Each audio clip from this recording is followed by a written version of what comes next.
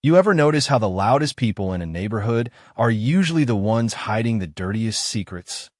The rain hit the hood of my truck in slow, heavy drops as I turned on a Cedar Point road just after 10:30 p.m.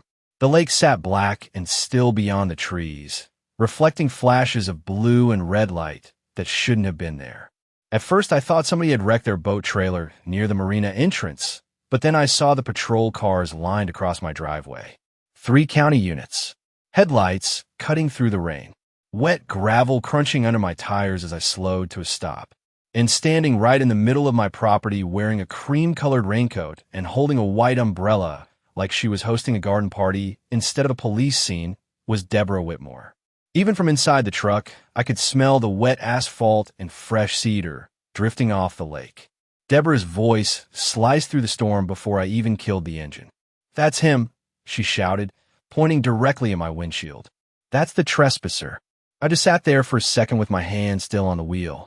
The windshield wipers dragged back and forth in a tired rhythm while red and blue lights painted the cabin walls behind her. My cabin. The same cabin my father built in 1981 with his own hands and a borrowed cement mixer that barely survived the job. I recognized every board on that porch, every stone lining the driveway. Hell, I still remembered helping him install the dock when I was 14 years old, sweat dripping into my eyes while mosquitoes ate us alive beside the water. And now this woman was standing on my land telling armed deputies I didn't belong there. Deputy Travis Cole approached my window slowly, one hand resting near his belt, rainwater running off the brim of his hat. "Sir," he said carefully, "I'm going to need you to step out of the vehicle." The cold rain hit my neck the second I opened the door. Somewhere behind the trees, thunder rolled low across the lake. Deborah folded her arms immediately like she'd been waiting all night for this moment. Her blonde hair looked untouched by the weather, every strand frozen in place beneath that umbrella. "I told you he'd come back," she snapped. "We changed the access designation 2 weeks ago. He was formally removed from the community." Removed from the community. The phrase almost made me laugh. I looked past her toward the cabin porch where the warm yellow light still glowed through the windows. My porch light, my dock, my boathouse, everything exactly where it had been my entire life. Deputy Cole cleared his throat awkwardly. "Mr. Mercer, the HOA president filed a complaint claiming unlawful entry onto restricted residential property." Deborah stepped closer immediately, expensive perfume mixing with rain and wet pine needles. "This man has been harassing residents for months," she said loudly enough for the other deputies to hear.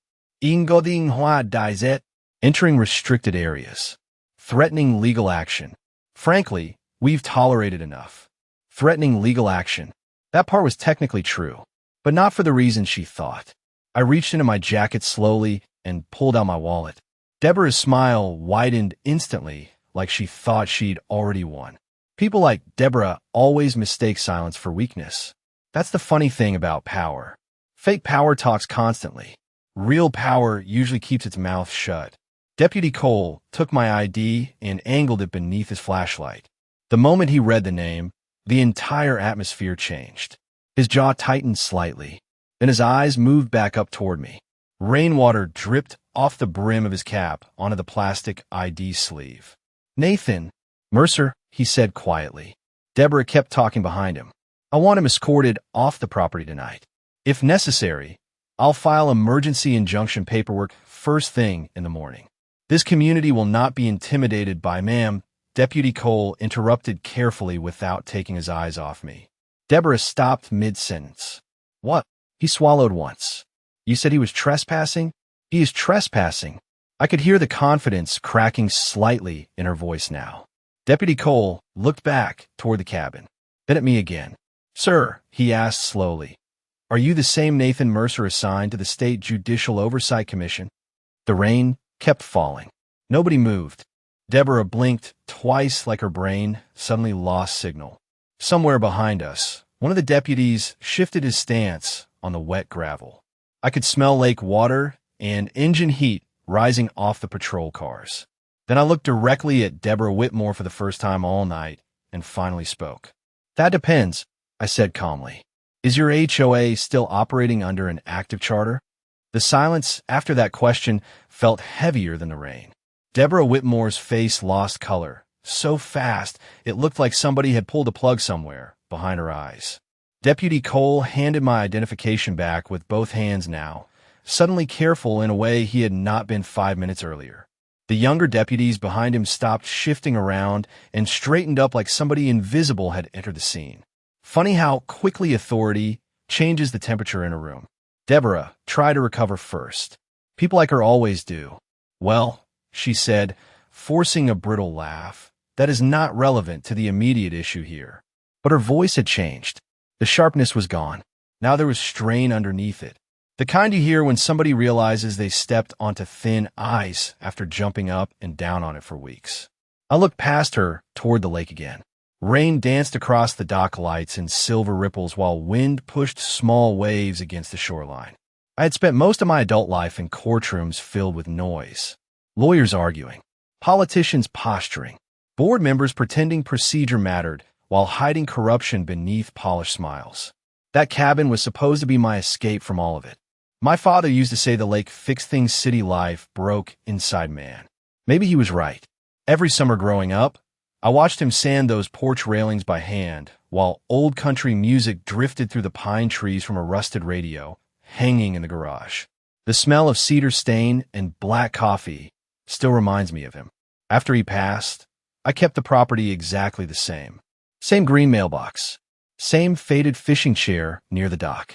Same gravel driveway that cracked under truck tires exactly the way it did 30 years ago. Then Willow Ridge Estates expanded. North along the shoreline 3 years back, and Deborah Whitmore arrived like a storm cloud in designer heels. At first it was small things. New community signs. Complaints about my boathouse paint color. Letters about shoreline compliance standards that somehow never applied to the million-dollar homes on the other side of the marina. Deborah had a talent for weaponizing paperwork. She ruled HOA meetings the same way dictators run tiny countries. Loud voice, perfect smile, endless rules. Residents whispered about her, but never openly challenged her. Too many fines, too many threats, too many stories about liens appearing after disagreements. The smell of fresh printer ink became part of life around that neighborhood because Deborah was always mailing somebody another violation notice. I ignored most of it for months. Honestly, I think that irritated her more than fighting back would have. She wanted conflict, wanted emotional reactions, wanted people scared enough to comply immediately. Instead, every time she pushed, I just quietly documented everything. Every email, every unauthorized fee, every meeting transcript, every complaint selectively enforced against residents she did not like, especially the elderly ones, especially the single homeowners, especially anybody who questioned where the HOA money was actually going. Deborah thought she was building control. What she was really building was evidence. The thing about corrupt people is they always think intimidation works forever. Deborah Whitmore built her entire reputation on that assumption. And for a while, she was right. 2 days after the deputies left my driveway that night, the entire neighborhood started acting different around me. The air itself felt tense walking through Willow Ridge Estates. Curtains moved when I passed houses. Conversations stopped near the marina. Even the security guard at the front gate suddenly avoided eye contact whenever my truck rolled through. Deborah had spent 3 years training that community to fear paperwork more than honesty. Every mailbox in the subdivision became part of her little empire.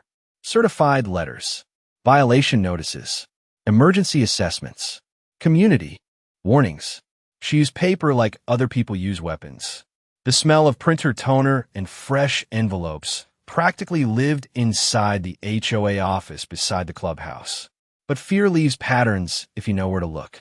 One morning around 6:30, I walked the shoreline trail with a thermos of black coffee while fog drifted low across the lake water.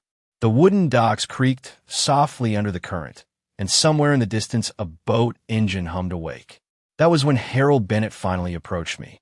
Harold was 72 years old, retired electrician, Vietnam veteran, hands rough as tree bark from 40 years pulling wire through commercial buildings. He kept glancing over his shoulder while he talked like Deborah might appear out of thin air beside the water. "She fined my wife $800 over a bird feeder," he muttered quietly. "Said it violated shoreline visual consistency rules." I almost laughed at how ridiculous that sounded until he handed me the folder. Inside were notices, late fees, threats of legal escalation, hearing dates scheduled without proper notification. Harold's wife had cancer. Deborah knew it too. The metallic taste of anger settled in my mouth while I flipped through page after page. And Harold was not the only one. Over the next few weeks, more residents quietly started approaching me. A widow forced to remove her wheelchair ramp because it disrupted neighborhood aesthetics. A young couple threatened with liens over a pickup truck parked overnight. Selective enforcement. Fabricated penalties. Unauthorized assessments buried inside budget amendments nobody voted on. Deborah treated HOA bylaws like personal suggestions whenever money or control entered the equation. But the real smell of corruption hit me inside the clubhouse accounting office. Warm dust, burnt coffee, old carpet soaked with humidity from the lake. I attended one board meeting quietly in the back corner while Deborah performed her usual routine at the podium, smiling wide enough for campaign posters while discussing community integrity and resident accountability. Then I noticed something strange in the financial report projected behind her. 3. Landscaping contracts. Same mailing address. Different company names. Nearly $400,000 over 2 years. Deborah kept talking while rain tapped softly against the clubhouse windows. Nobody else noticed. Or maybe they were too scared to notice. I wrote the addresses down anyway. Later that night, sitting alone at my kitchen table beside the lake, I ran the business record through state databases while thunder rolled outside over the water. All 3 companies traced back to one registered agent, Deborah Whitmore's younger brother. That was the moment the whole thing stopped being annoying neighborhood politics and started smelling like organized fraud. Rain hammered the cabin roof while I sat at my father's old oak table staring at corporate registration records glowing across my laptop screen. Whitmore Outdoor Solutions. Evergreen Shoreline Services. Lakeview Community Maintenance. 3 different companies. 3 different names. Same post office box in Denver. Same registered agent. Same family connection. Deborah Whitmore had been funneling HOA money through shell contractors tied directly to her brother for at least 2 years.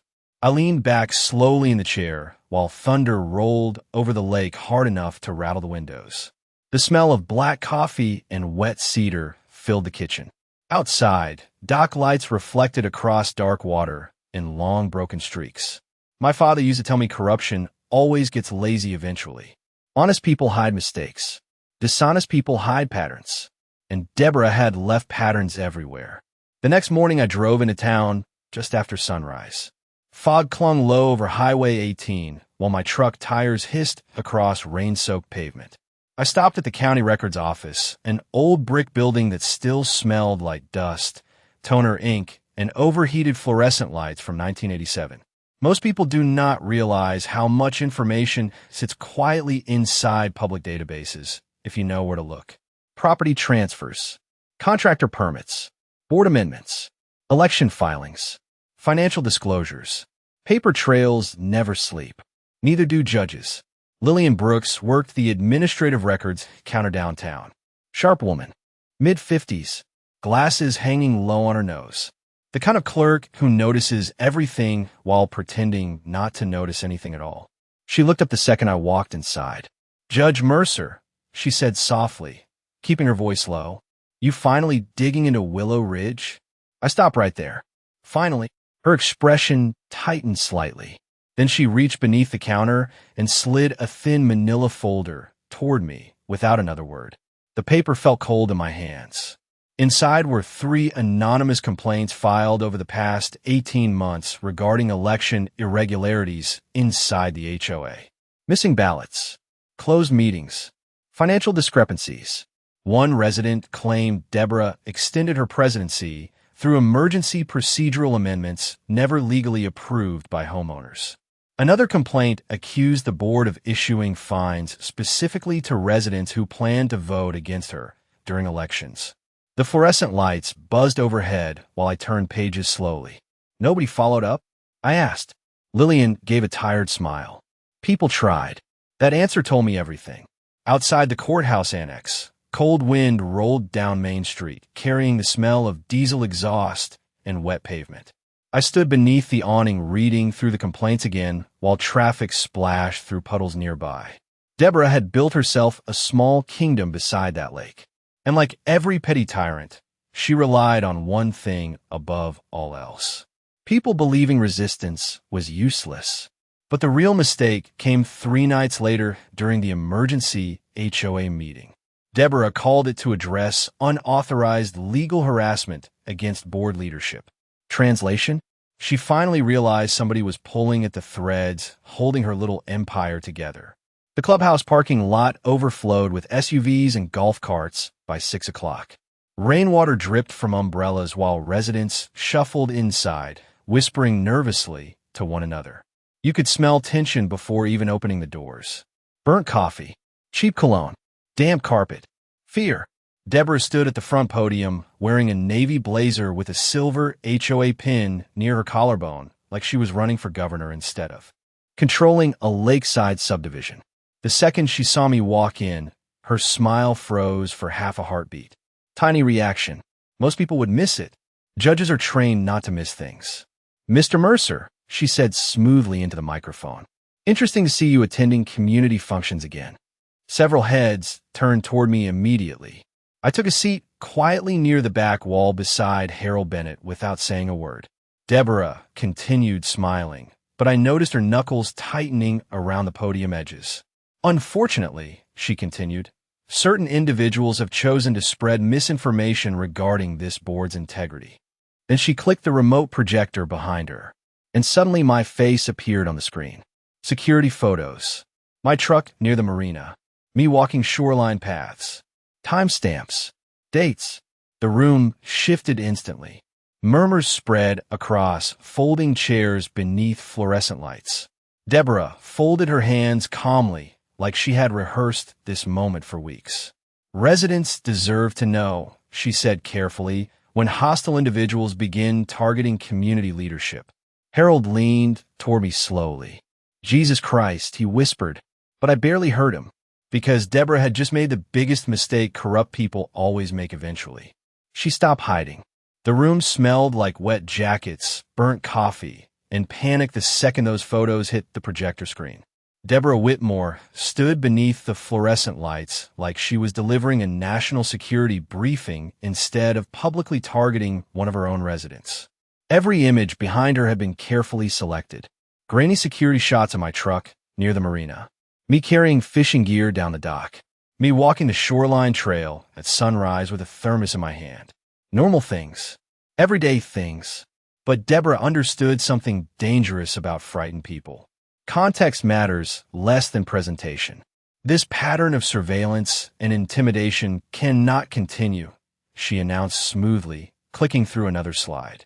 Certain individuals have demonstrated obsessive behavior toward board members and community operations. I heard somebody whisper my name too. Rows ahead. Another resident shifted uncomfortably in their folding chair. Deborah's little performance was working exactly the way she wanted. Create fear first. Facts later. Classic manipulation. I leaned back quietly against the wall beside Harold Bennett while rain tapped against the clubhouse windows hard enough to sound like static. The projector hummed softly overhead. Deborah paced slowly near the podium now, polished heels clicking against the hardwood floor. The board has already consulted legal counsel regarding escalating trespassing violations around restricted community property, she continued. If necessary, we are fully prepared to pursue protective enforcement measures. Protective enforcement measures. That phrase almost made me smile. Lawyers love dressing ugly things in expensive language. Harold muttered under his breath beside me. She sounds like a damn dictator. But then Deborah made another mistake. A bigger one. She clicked to the next slide too quickly. For less than 2 seconds, a financial spreadsheet flashed across the projector before disappearing again. Most people never noticed it. I did. 3 account transfers. Same contractor names I had already traced back to her brother. Same approval signatures. Same unauthorized reserve withdrawals. Deborah froze for half a heartbeat after realizing what flashed on screen. Tiny mistake. Tiny panic. Then she recovered immediately and forced another smile toward the audience. But now I knew something important. She was nervous. Truly nervous. Corrupt people become reckless when they feel pressure closing around them. The meeting collapsed into chaos about 20 minutes later. Residents started asking questions Deborah clearly did not expect. Harold stood first. His rough voice echoed through the room while rain hammered outside over the lake. Why exactly did my wife get fined $800 for a bird feeder while your nephew parks a jet ski trailer across common access roads every weekend? A few people laughed nervously. Deborah did not. Then a woman near the front row raised her hand shakily and asked why emergency shoreline repairs cost $90,000 when no repairs had actually happened. Another resident demanded to see election records from the previous year. The room changed after that. You could feel it physically, like pressure cracking inside old pipes. Fear slowly turning into anger. Deborah's smile started slipping around the edges while board members avoided eye contact with residents. The projector light washed pale against her face now. These accusations are inappropriate, she snapped suddenly. This meeting is about community safety. Community safety. There was again her favorite phrase. Whenever corrupt people start losing control, they always claim danger is everywhere except where it actually exists. I stayed quiet the entire time. That irritated Deborah more than anything else in the world. She wanted confrontation, wanted yelling, wanted emotional reactions she could weaponize later. Instead, I simply watched. Judges spend years learning how people behave when lies begin collapsing around them. The sweating hands, the rushed speech patterns, the defensiveness. Deborah was unraveling in real time beneath fluorescent lights and folding chairs. Then she looked directly at me across the room. And for the first time since this entire thing started, I saw actual fear behind her eyes. Real fear. Not anger. Not arrogance. Fear. Because somewhere deep down, Deborah Whitmore had finally realized something terrible. I was not collecting evidence to protect myself anymore. I was building a case. The next morning, Willow Ridge Estates looked calm on the surface. Sunrise burned through the fog above the lake in soft orange streaks, while sprinklers clicked rhythmically across perfectly trimmed lawns. From a distance, the neighborhood still looked like one of those polished real estate brochures Deborah Whitmore loved handing out at county meetings. Quiet streets, luxury docks, community pride. But underneath all that fresh mulch and painted fences, panic had started spreading. You could feel it in the way people suddenly stopped talking when board members walked past. In the way curtains stayed cracked open just slightly longer than usual. In the way Deborah's black Lexus kept circling the subdivision like a patrol vehicle all weekend. Corruption changes the atmosphere before it collapses completely. Monday morning brought the first official mistake. A certified envelope arrived in my mailbox stamped with bright red lettering from the HOA legal department. I stood in the kitchen holding it while bacon grease crackled softly in the cast iron skillet beside me. The smell of coffee and fried potatoes filled the cabin. Outside, rainwater still dripped from pine branches onto the dock below. The letter itself was aggressive even by Deborah's standards. Immediate cease and desist regarding unauthorized investigative harassment of HOA officials. Threats of civil penalties. Demands to surrender community records. But buried near the bottom was the line that made me stop chewing entirely. Failure to comply may result in formal trespassing enforcement and emergency property exclusion proceedings. I read it twice, slowly. Then I laughed so hard coffee nearly came out my nose. Because Deborah Whitmore had just threatened to legally remove me from property she did not own using enforcement powers her board technically did not possess anymore. See, that was the piece she still did not understand. During my quiet little research sessions over the previous month, I had uncovered something catastrophic buried inside county filings. Willow Ridge Estates had failed to renew portions of its shoreline operational charter 18 months earlier after a zoning expansion dispute with the county planning office. Deborah knew about it too. That was the important part. I found the warning notices. I found the deferred compliance letters. I found her signature acknowledging administrative deficiencies requiring correction before further enforcement authority could continue legally. She ignored all of it, kept collecting fines anyway, kept issuing penalties anyway, kept threatening residents anyway, which meant every enforcement action after that expiration date sat in legally dangerous territory. The air inside the cabin suddenly felt electric. I could hear gulls crying over the lake while wind rattled the old porch screen outside. My father always said arrogant people create their own traps because they stop believing rules apply to them.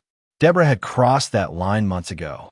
Around noon, I drove into town again and met Lillian Brooks near the courthouse archives basement.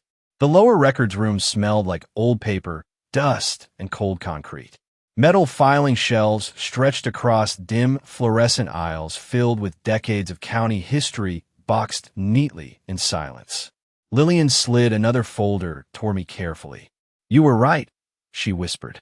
Inside were internal communications between county administrators discussing unresolved HOA authority concerns regarding Willow Ridge Estates. One line stood out immediately. Pending compliance review. Enforcement legitimacy under dispute. I leaned against the cold archive table while fluorescent lights buzzed overhead like angry insects. That sentence changed everything. Deborah had not just abused authority. She may have been operating portions of the HOA illegally for over a year. Illegal collections, illegal penalties, illegal property enforcement. Suddenly those fake violation notices became potential fraud exposure. Suddenly those election manipulations became something much worse. Lillian adjusted her glasses nervously. "Nathan," she said quietly, "if this goes public, half that board could lose everything." I closed the folder slowly. "Not half," I replied. "All of them." Then my phone vibrated in my pocket. Unknown number. I answered calmly. For 2 seconds, all I heard was breathing and distant traffic noise. Then Deborah Whitmore's voice came through tight and strained. Gone was the polished neighborhood queen tone she used at meetings. This voice sounded tired, sharp, cornered. "You need to stop digging," she said quietly. I walked toward the courthouse exit while sunlight spilled across wet pavement outside. "Interesting choice of words," I replied. Silence. Then she tried again. "You are creating problems you do not understand." That was when I realized Deborah still thought this was a negotiation. She still believed intimidation worked if applied hard enough. I pushed open the courthouse doors and cold wind hit my face, carrying the smell of rain and exhaust from Main Street traffic. "No, Deborah," I said calmly. "I understand the problem perfectly." Then I hung up. Deborah Whitmore stopped pretending to be confident after that phone call. You can always tell when somebody realizes the walls are closing in because they start making fast, emotional decisions instead of smart ones. 3 days later, Willow Ridge Estates woke up to chaos. I stepped onto my porch just after sunrise holding a cup of black coffee and immediately noticed the silence. No maintenance guards, no landscapes, no security patrol circling the Marina Road. Just wind moving through wet pine trees and waves tapping softly against the dock pilings below my cabin. Then I saw the paper notices taped to mailboxes all across the shoreline. Emergency special assessment. $5,000 per household due immediately. Reason listed? Legal Defense Stabilization Fund. I actually laughed out loud, standing there in flannel and work boots while cold lake air rolled across the property. Deborah was using resident money to protect herself.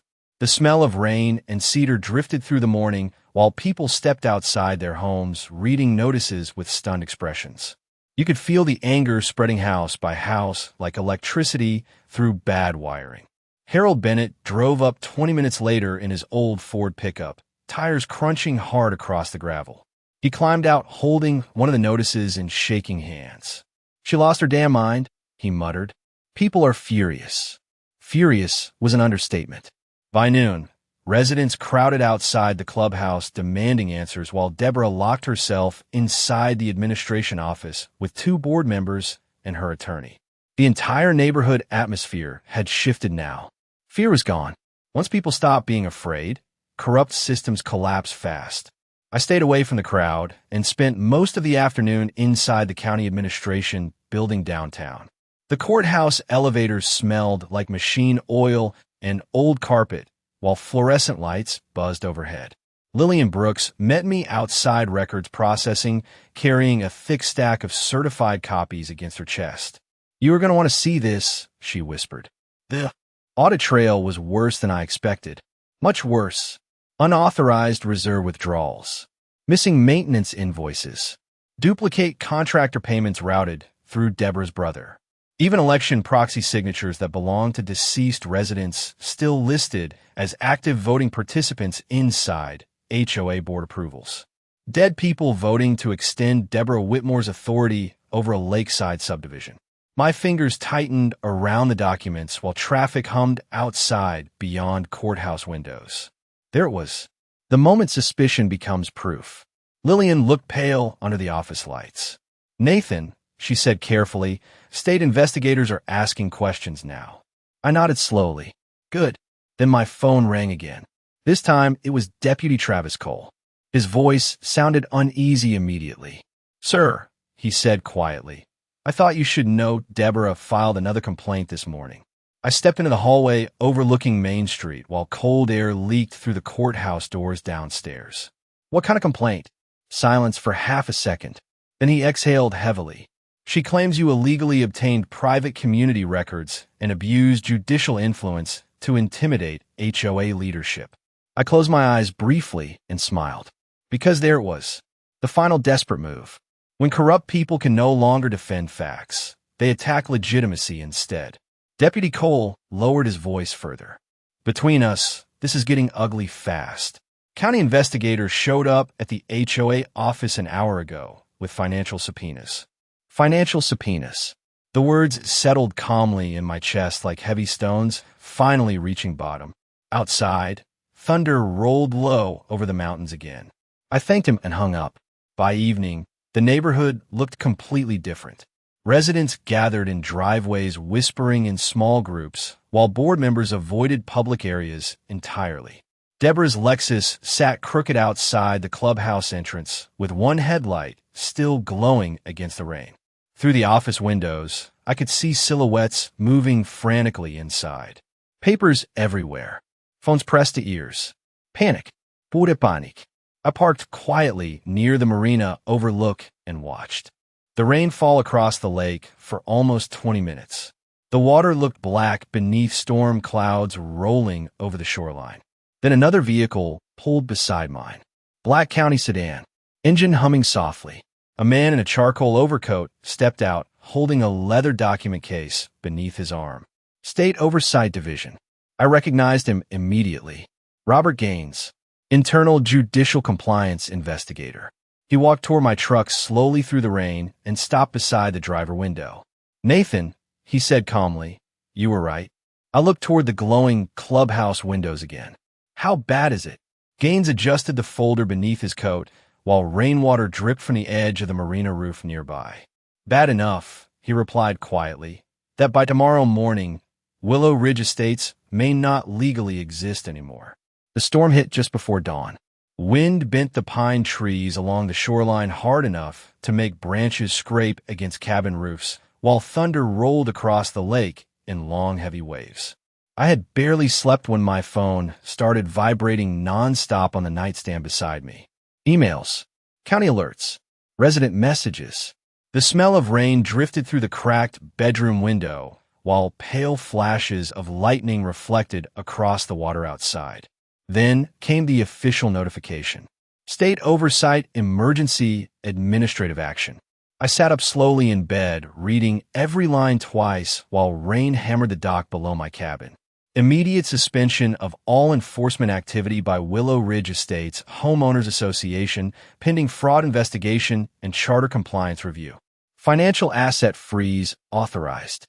Mandatory records seizure authorized. Emergency board hearing scheduled for 8 o'clock that morning. I leaned back against the headboard and closed my eyes for a second. After months of Deborah Whitmore acting untouchable, the machine had finally turned around and looked directly at her. By 7:30, county vehicles filled the clubhouse parking lot. Sedans, administrative vans, state audit investigators carrying hard cases through cold rain, while residents gathered beneath umbrellas near the marina entrance, whispering to one another. The entire neighborhood felt different now, like the air pressure changed before tornado hits. Fear was gone completely. All that remained was anticipation. I parked near the shoreline trail and walked toward the clubhouse, slowly with my jacket collar turned against the wind. Wet gravel cracked beneath my boots. Somebody nearby was brewing coffee inside the community kitchen, and the bitter smell drifted through the damp morning air. Deborah Whitmore stood near the entrance, surrounded by 2 attorneys and 3 exhausted board members who suddenly looked much older than they did a week earlier. Her perfect blonde hair was tied back hastily now. No polished smile. No expensive performance voice. Just tension. Pure tension. The second she saw me approach, her jaw tightened hard enough to show through the rain. "You did this," she hissed quietly. I stopped beneath the awning while water dripped steadily from the roof beside us. "No, irreplicabilly. You did." One of her attorneys stepped forward immediately. "Young guy. Expensive watch. Nervous eyes. Judge Mercer," he said carefully. "Perhaps there is still room to resolve this privately." That sentence told me everything I needed to know. They already understood how bad the investigation looked. Inside the clubhouse hearing room, fluorescent lights buzzed overhead while folding chairs filled with residents lined both walls. The projector screen at the front displayed frozen account notices and audit summaries while investigators unpacked evidence boxes on long tables. The room smelled like wet coats, stale carpet, and panic. Robert Gaines sat near the front beside 2 state compliance officers flipping through financial binders thick enough to stop a door. Deborah remained standing the entire time, arms folded tightly across herself, while residents whispered behind her. Then the hearing began, and piece by piece, her little kingdom collapsed. Unauthorized reserve transfers, fraudulent contractor invoices tied to family members, improper election procedures, illegal enforcement actions issued after charter expiration. Every document landed harder than the one before it. You could actually hear people reacting around the room. Sharp breaths, quiet curses, chairs creaking beneath shifting weight. Harold Bennett sat near the back, gripping his cane so tightly his knuckles looked white beneath the fluorescent lights. One elderly woman started crying softly after investigators confirmed thousands of dollars in unlawful penalties would likely be invalidated. Deborah tried fighting at first. She interrupted constantly, claimed administrative misunderstandings, blamed prior board members, blamed clerical errors. But corruption falls apart fast once facts enter the room. Then Robert Gaines opened the final binder. Silence hit immediately, because this one involved criminal referral recommendations, misuse of community funds, fraudulent financial concealment, potential coercive enforcement practices against residents. Deborah's attorney stopped taking notes entirely after that. He just stared at the table while rain rattled against the clubhouse windows behind him. The hearing lasted nearly 4 hours. By the end, nobody in that room looked at Deborah Whitmore the same way anymore. Not the board, not the residents, not even her own lawyers. She stood alone beneath fluorescent lights while state officials finalized emergency dissolution recommendations for the HOA charter pending full judicial review. The woman who once controlled every mailbox, every fine, every threat inside Willow Ridge Estates suddenly looked very small, very ordinary, very afraid. Then came the final moment. Robert Gaines slid one document across the front table toward me while the room watched silently. Emergency Administrative Dissolution Order Authorization pending judicial signature. I picked up the pen slowly. Deborah's breathing caught hard enough for everybody nearby to hear it. Outside, thunder rolled once more across the lake while rain streaked down the clubhouse windows. Then I signed the order. 3 weeks later, the neighborhood sounded different. That was the first thing I noticed. No security carts humming along the Marina Road at sunrise. No certified letters slamming into mailboxes every Friday afternoon. No tense whispers at the boat ramp whenever somebody parked too long. Near the shoreline, just wind moving through pine trees and water tapping softly against the docks again like it used to when my father was alive. The temporary county administration team removed the Willow Ridge Estate sign on a cold Thursday morning just after 8 o'clock. I watched from the porch with a mug of black coffee warming my hands while two workers unbolted the massive stone entrance marker Deborah Whitmore spent years treating like a crown jewel. The sound of impact drills echoed across the lake in short metallic bursts. Gravel cracked beneath heavy equipment tires while residents stood quietly nearby, watching the sign come apart piece by piece. Nobody protested. Nobody argued. Most people just looked relieved. Funny how freedom often arrives quietly. Harold Bennett walked over around noon, carrying a small tackle box beneath one arm and 2 fishing poles over his shoulder. Thought the lake could use less lawyers and more fishing again, he muttered. We sat near the dock for almost an hour without talking much. Cold air drifted across the water, carrying the smell of cedar and wet earth while gulls circled above the marina. For the first time in years, the shoreline felt peaceful. The investigations continued after the dissolution order, of course. State auditors uncovered even more unauthorized spending buried beneath Deborah's administration records. Several board members resigned immediately. One contractor license connected to her brother disappeared entirely within days. Residents started receiving reimbursement notices for improperly collected fines. Quiet victories. The kind that matter most because they repair damage instead of simply punishing people. Deborah Whitmore vanished from the neighborhood almost overnight. Last I heard, she moved south toward Denver after county investigators expanded the financial review. I never saw her again after the hearing. Honestly, I do not think she could stand looking at the lake anymore. Too many reminders. Too many witnesses. That is the thing about power built on fear. Once people stop being afraid, all that power evaporates fast. A month after everything ended, I found one final envelope tucked inside my mailbox. No return address, just my name written neatly across the front. Inside was a short handwritten note from one of the residents. Thank you for reminding us we were not crazy. I read that sentence twice, standing there beside the road, while evening sunlight reflected gold across the water behind me. Then I folded the note carefully and slid it into the same kitchen drawer where my father used to keep old fishing licenses and spare cabin keys. Some things deserve preserving. That night, I sat alone at the end of the dock watching darkness settle over the lake. The air smelled like rain coming in again. Somewhere far across the shoreline, somebody laughed near a bonfire. No patrol vehicles. No clubhouse meetings. No loud speeches about community compliance. Just normal life returning slowly to a place that forgot what normal felt like. The old marina lights reflected softly across the black water while wind moved through the trees behind the cabin. I thought back to that first night when Deborah stood in my driveway, calling me a trespasser on my own land. Funny thing is, she truly believed she had authority because people allowed her to act like she did for too long. But real authority does not scream through megaphones or hide behind fake rules and printed threats. Real authority sits quietly, watches carefully, and when the time comes, it signs the order that ends the game forever. Justice is not loud. It never was. It is patient, and eventually it arrives.